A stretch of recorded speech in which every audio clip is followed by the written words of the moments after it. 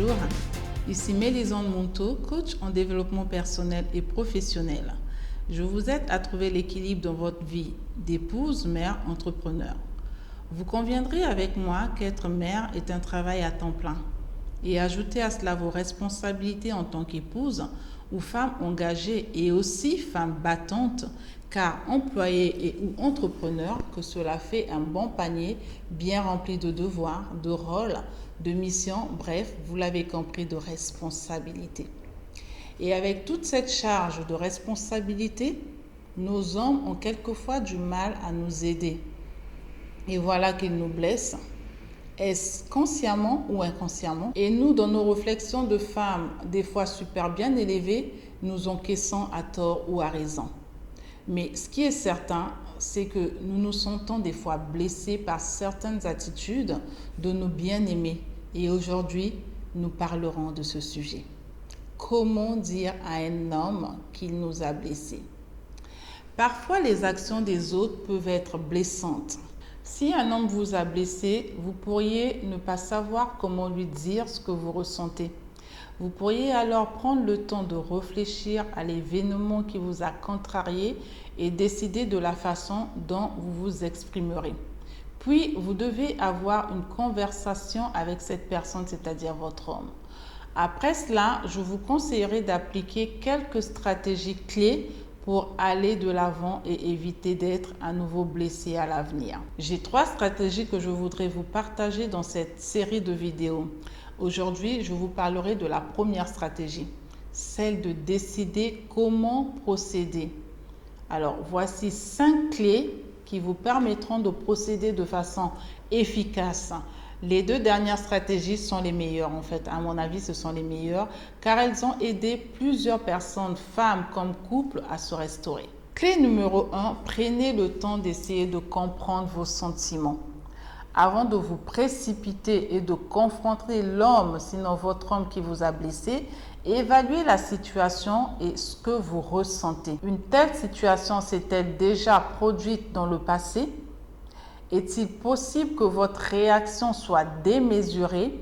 Prenez véritablement le temps de réfléchir à la situation et à vos émotions. Pour que le processus soit efficace, vous pourriez écrire par exemple dans un journal intime ou faire un exercice d'écriture libre.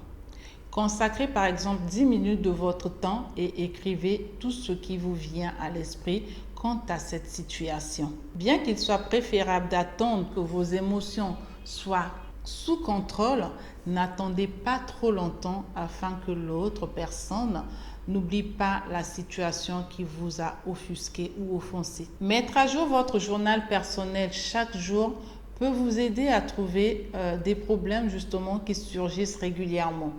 La deuxième clé, mettez-vous à la place de l'autre. Donc, prenez le temps d'essayer de comprendre son point de vue et d'analyser pourquoi il a fait ce qu'il a fait. Il arrive que les gens fassent du mal aux autres volontairement, mais parfois c'est purement accidentel. De temps en temps, nous sommes tous irrités par des choses stressantes qui se produisent dans nos vies. Essayez donc de vous mettre à sa place, c'est-à-dire à la place de votre homme, durant un moment. Il est clair qu'essayer de comprendre son point de vue n'excuse en rien son acte, mais cela peut vous aider à savoir pourquoi il agit de la sorte. Clé numéro 3, répondez à vos besoins émotionnels.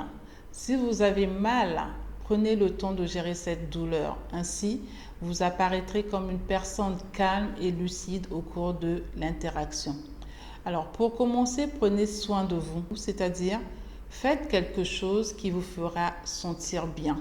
Vous pouvez par exemple prendre un bon bain relaxant, manger un bon plat nourrissant, un bon repas nourrissant, pourquoi pas, écrire dans votre journal intime, passer du temps avec vos amis ou simplement suivre un film ou une série, d'accord, sinon vous allongez sur votre canapé.